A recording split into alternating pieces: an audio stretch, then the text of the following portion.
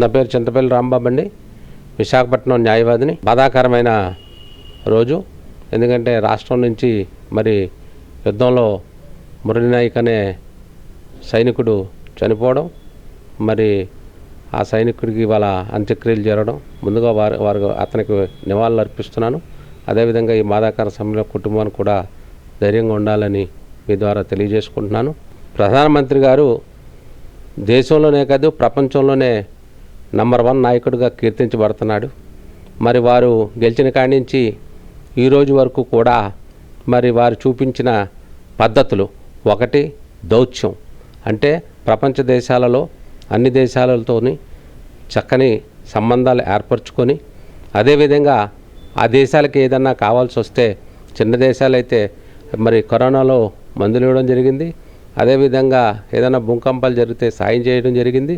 మరి అదేవిధంగా మిలిటరీకి కూడా మరి ఐఎన్ఎస్ విక్రాంత్ అనేది ఒకటి తయారు చేయడం, అదేవిధంగా మరి రఫేల్ యుద్ధాలు కొనడం, ఈ రకంగా మన మిలిటరీని కూడా ప్రధానమంత్రి గారు ఎంతో బాగా బలోపేతం చేశారు. అదే కాకుండా ఆర్టికల్ 370 అని చెప్పి కాశ్మీర్లో చక్కగా అంతకుముందు ఉండే వాతావరణాన్ని నుంచి టూరిజం వాతావరణం తీసుకొచ్చారు. మరి ప్రపంచంలోనే అత్యంత చక్కని ఆహ్లాదకరమైన ప్రదేశము కాశ్మీరు. మరి అది స్వాతంత్రం వచ్చిన కాడి నుంచి మన ఆర్టికల్ 370 వరకు కూడా అక్కడికి వెళ్ళాలంటే సినిమా షూటింగ్లో తప్ప టూరిజంలు వెళ్ళాలంటే భయపడేవారు. కారణం అంటే వెళ్ళాక ప్రాణాలు ఉంటాయో లేదో అని. ఆ పరిస్థితి నుంచి ప్రపంచంలోనే అన్ని దేశాల నుంచి కూడా భారతదేశంలోనే కాకుండా అన్ని దేశాల నుంచి కూడా టూరిస్టులు వచ్చే విధంగా దాన్ని తీర్చిదిద్ది అక్కడ ఉగ్రవాదాన్ని చాలా మట్టుకు తుదముట్టించారు. మరి ఆ పరిస్థితుల్లో కాశ్మీర్ కూడా చాలా అభివృద్ధి చెందుతున్న పరిస్థితుల్లో అక్కడ అనేక రకాలుగా డెవలప్మెంట్లు ప్రభుత్వం వారు చేస్తున్న సమయంలో మన పహల్గామ్ దాడి జరిగింది.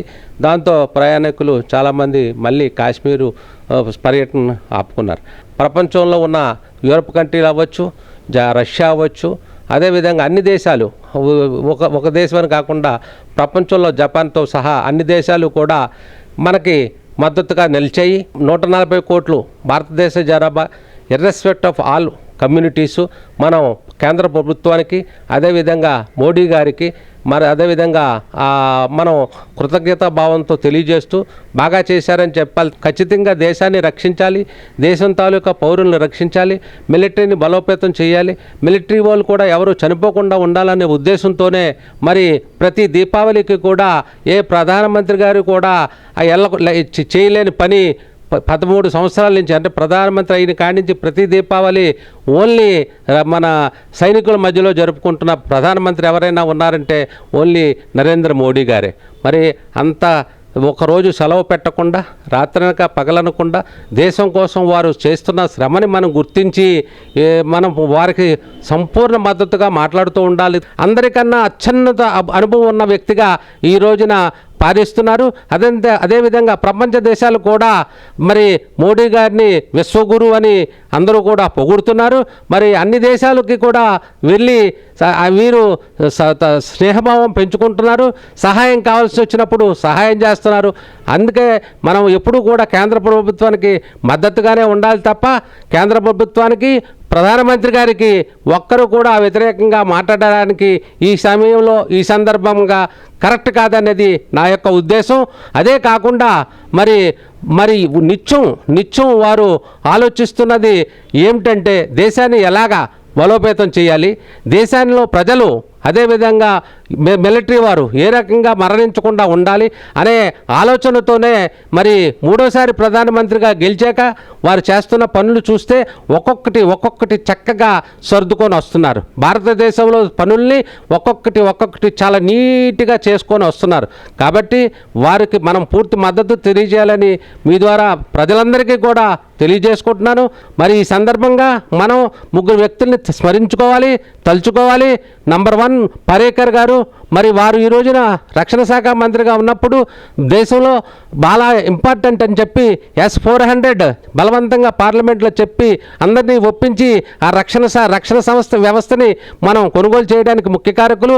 అదేవిధంగా మిలిటరీ వాళ్ళకి షూలు కానీ జాకెట్లు కానీ బుల్లెట్ ప్రూఫ్ జాకెట్లు కానీ కూడా వారుండగానే చాలా అత్యధికంగా కొని మిలిటరీ వారికి చలికాలంలో ఐసుల్లో ఉన్నప్పటికీ కాళ్ళు ఏమీ ఇబ్బంది పడకుండా ఖరీదైన చక్కని షూలు బుల్లెట్ ప్రూఫ్ జాకెట్లు కూడా వారి సమక్షంలోనే జరిగాయి. కాబట్టి వారికి ప్రత్యేకంగా వారు ఈ రోజున భూమి మీద లేకపోయినప్పటికీ భారతదేశం అందరూ కూడా వారికి ధన్యవాదాలు తెలియజేసుకుంటున్నారు.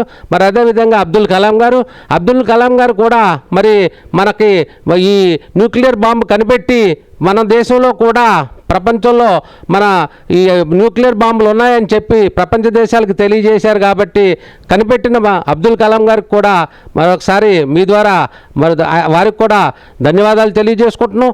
అదేవిధంగా వారు కనిపెట్టిన టైంలో ప్రధానమంత్రిగా ఉన్నటువంటి అటల్ బిహారీ వాజ్పేయి గారు వారికి కూడా మరి ఎంతో వారు నీతితో చాలా చక్కగా ఆ రోజున దేశాన్ని పాలించారు. కాబట్టి వారికి కూడా ఆ టైంలో ఉన్న ప్రత్యేకంగా మన అందరం తరపున ధన్యవాదాలు తెలియజేసుకుంటున్నాం. కాబట్టి ఈ రోజున మనందరం కూడా ఒకే మాటతో కేంద్ర ప్రభుత్వానికి మనం మద్దతుగా మాట్లాడాలి.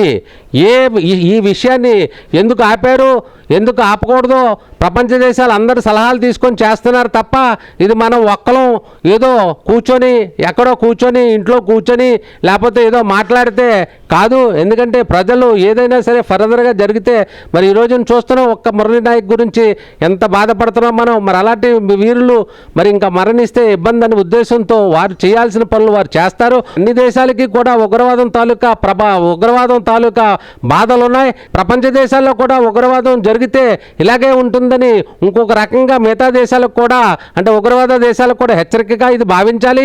కాబట్టి ప్రధానమంత్రి గారు ఏమి చేసినా మన కోసం, దేశం కోసం, ప్రజల కోసం, మిలిటరీ కోసం, రక్షణ కోసం చేస్తున్నారు తప్ప ఇంకే ఉద్దేశంతో చేయట్లేదు. ప్రతి విషయానికి వారికి చక్కగా మంచిగా మద్దతు తెలియజేయాలి. ఎందుకంటే ఇంత పెద్ద నాయకుడు నాకు తెలిసి స్వాతంత్రం వచ్చాక ఇంత పకడ్బందీగా, ఇంత మంచిగా, ఇంత దేశం కోసం, ప్రజల కోసం ఆరాటపడే ప్రధానమంత్రి గారిని ఇప్పటిదాకా నేనైతే వ్యక్తిగతంగా చూడలేదని నా అభిప్రాయం.